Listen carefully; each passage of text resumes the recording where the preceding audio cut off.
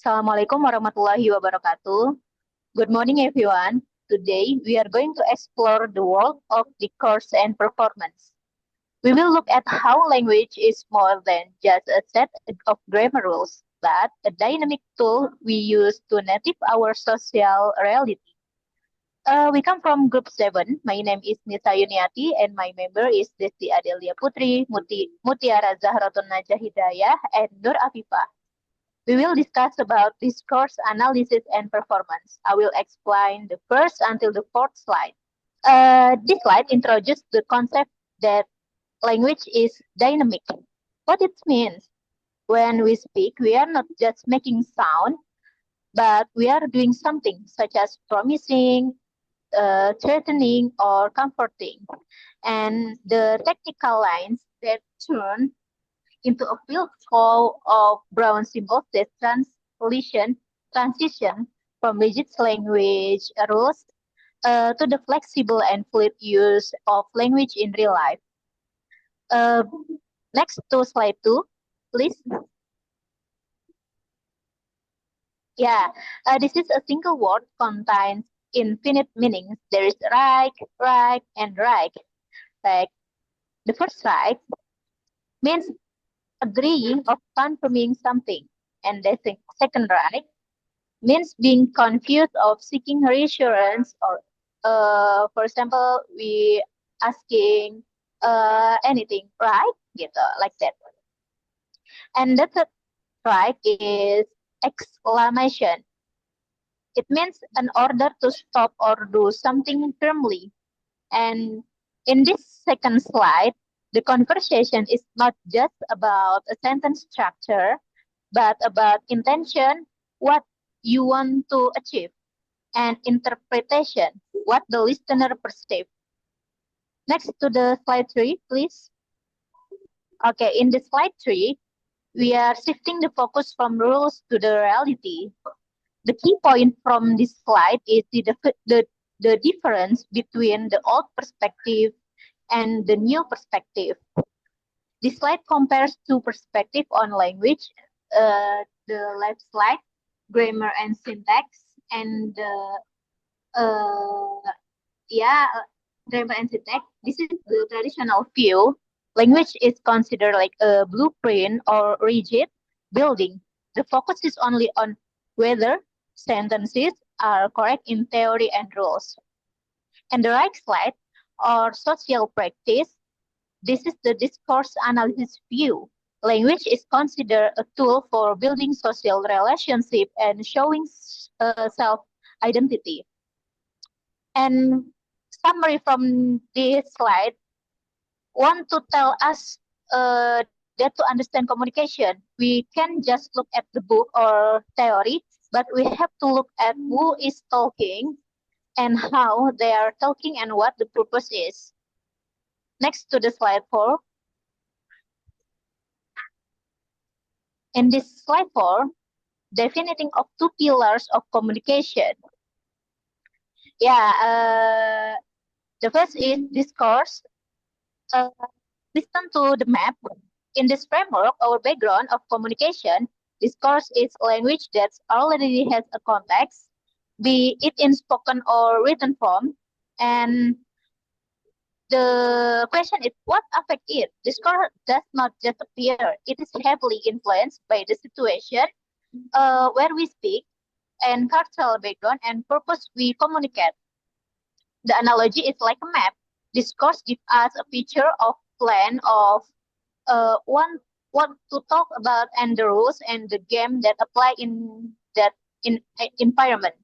And the slide left, performance like to the action.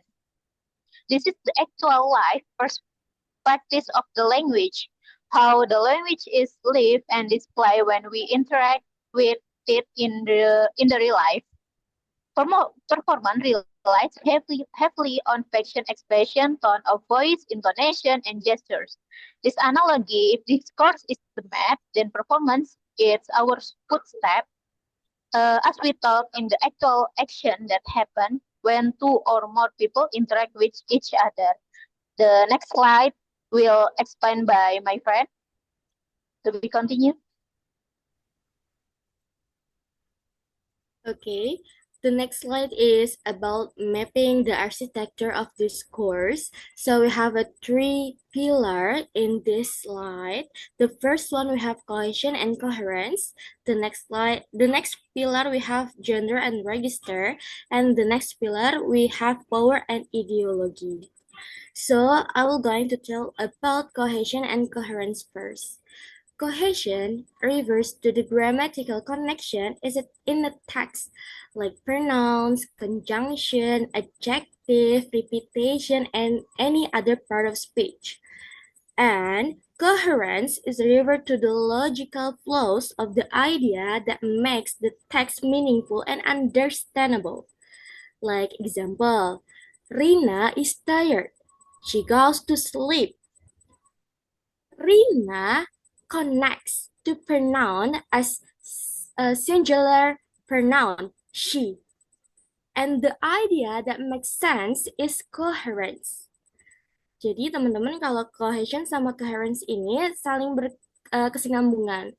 Kalau cohesion ini lebih ke part of speech dari gramatikalnya, dan kalau coherence ini meaning atau ide dari sentence tersebut.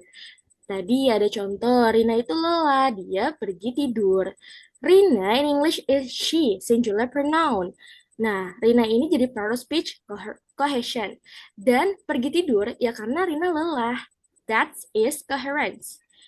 So, this is supports the idea that discourse is not isolated sentence, but a connected and meaningful whole of them. The next pillar we have genre and register.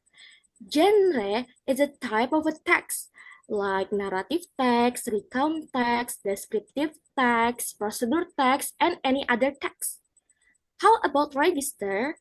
Register is a level of formality or tone.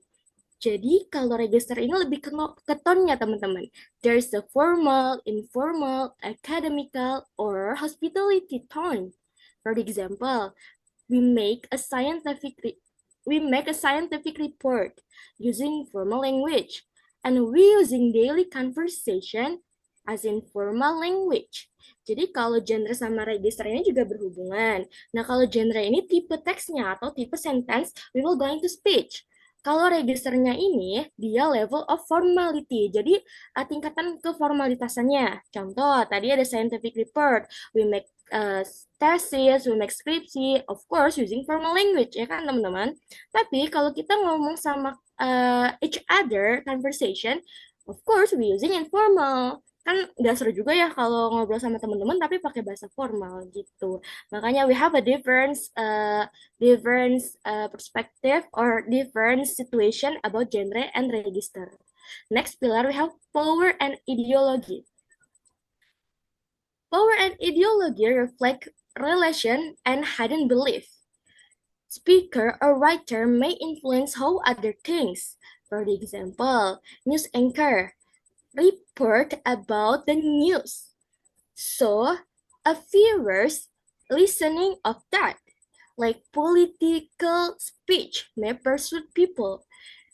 Jadi, kalau power sama ideologi ini depends on the speakers, depends on the influencer biasanya nih. Karena dia persuade of people, persuade a lot of people.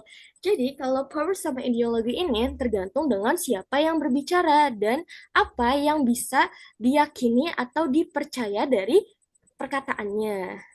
So, discourse analysis examines social meaning, belief, and perspective behind the language. Jadi nggak cuma kata atau sentence biasa, tapi punya makna tertentu atau punya persuade dah untuk mengajak seseorang.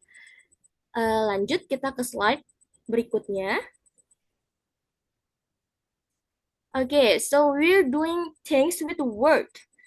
Jadi teman-teman, in this slide, introduce speech as theory developed by J.L. Austin and John Scarlett. Jadi ini dari teori dari J.L. Austin dan John Scarlett sendiri. This theory proves that language doesn't just describe the word. In many cases, the sentence is the egg. For example, I apologize. This sentence doesn't just describe an apology. This is action of apology. Jadi itu bukan cuma kata, tapi ini adalah aksi dari meminta maaf sendiri. Like example, I promise. Ya, making promise. I warn you. Yeah, giving warning for them. I declared about making an official statement. So, in discourse, kata-kata itu bukan cuman common sentence. We have a very very strong meaning. Jadi punya kekuatan tertentu kayak minta maaf, untuk memberikan peringatan, any other statement. So this match the idea that performance language is action in real communication. Jadi ini nyambung tadi antara discourse dan performance. Kalau discourse itu kan biasanya cuma kata-kata aja, ternyata performance di real life-nya itu memang ada aksinya. Lanjut, kita ke slide berikutnya. We have the hidden engine of communication. So the first one is locution. This is the literal meaning of a sentence. What is actually said, word and grammar and structure and prosa. For example, it is raining. It is raining. And the second one, we have illusionary force. The speaker's intention behind the sentence. What the speaker wants to do, like request, warn, promise, and any other. Like first example tadi, ada kata it is raining. It could be mean take an umbrella. First suggestion. Jadi bisa nih, maksud it is raining outside. Maksudnya tuh ya hujan, take an umbrella. Ambil tuh payung, soalnya hujan. Maksudnya gitu. Tapi nggak ada tuh kalimat take an umbrella, nggak ada. Just warn it. Nah di sini ada a warning ya teman-teman ya, itu untuk memperingati. It is raining outside. It's a warning for you to take an umbrella. Jadi di hidden engine ini we have a four of types. We have a command for telling someone to do something. It is a warning for alerting about the danger, and a promise for committing to something. And the last, we have a persuasion to influencing someone, like first persuading. So this is related to illusionary force, which is very important in understanding meaning beyond words. Okay, so that's all from me. May friends continue the speech. Thank you. Okay. The next slide is translating intent over literal vocabulary. Okay, in this slide, we can see that translation is not only about translating words literally, but about conveying the intent meaning of the source text. From source text, they isolate sentences and grammar, and then illocutionary force, the specific social, cultural, and situational intent. So, and then functional equivalent, a target text that successfully performs the exact same action in a completely different cultural context. Okay, there are three main components. Source text refers to the original text, and then illocutionary force is the social and cultural intent behind the message. And the functional equivalent is the translation that produces the same effect in the target language. This means that a translator must focus on the communicative purpose, not just the vocabulary. Jadi bukan hanya sekedar terjemahan kata per kata saja. Jadi dia intinya maknanya lebih penting daripada katanya. And the next slide is translation as communicative performance. Translation as communicative performance. This presents that translation as a form of communicative performance. The process include the script, the original text, and then process the actor, the translator interprets the underlying illocutionary force of the script, and then the performance, the target language is delivered perfectly tailored to evoke the exact same response from a new cultural audience. In other words, a translator reperforms the message so the audience can feel the same meaning. Jadi menyampaikan ulang dengan efek yang sama, dengan hasil yang sama. The next slide is the inseparable loop of everyday interaction. In this slide shows that discourse and performance are inseparable, tidak bisa dipisahkan. Discourse includes context, purpose, and participants, and performance includes tone, intonation, body language, and word choice. Both work in a loop. Discourse shapes how we speak. Konteks menentukan cara kita berbicara, and then performance affects how meaning is understood. Performance menyampaikan cara bicara mempengaruhi makna.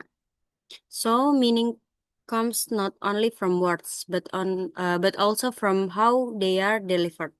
Jadi makna juga dari cara penyampaiannya itu bisa berbeda.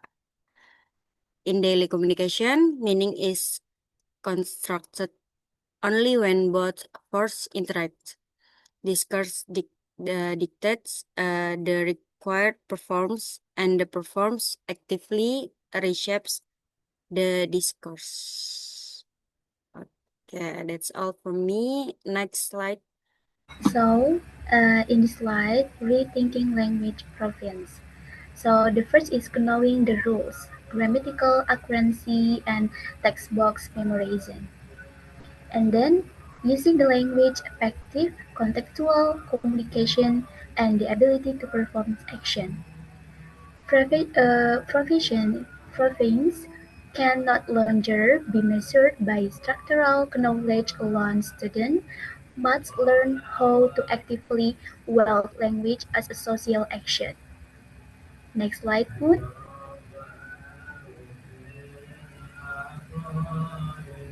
Okay. So, in this slide, bringing the stage to the classroom. Okay, so let's imagine the classroom is a stage not only for learn but also for performance. Okay, so there are four main activities. The first is role play, presentation, simulation, and discussion.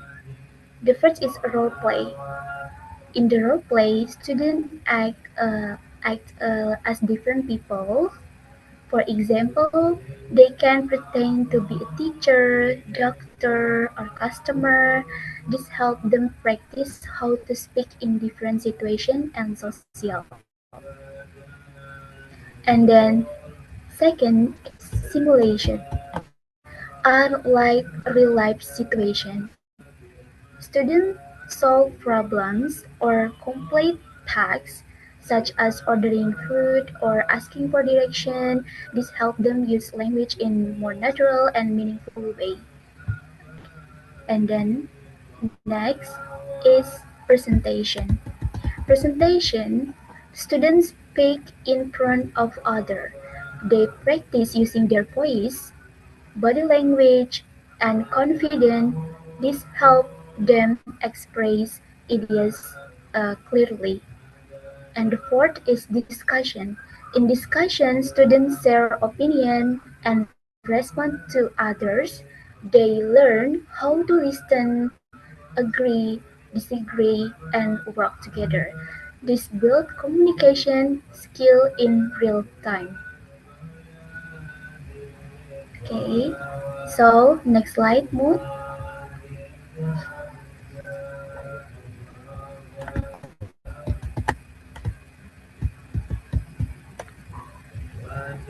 Okay. So in this slide is moving beyond the textbooks. So what is the meaning of moving beyond the textbooks? It's like in discourse and performance means that learning language is not only about reading book or memorizing rules. So, but about using language in real life communication. Okay. So student don't just learn vocabulary or grammar from book. They use it by speaking, acting, and interacting with other. And then instead of doing instead of doing exercise, student practice in real life context. And then students are not just listening or reading.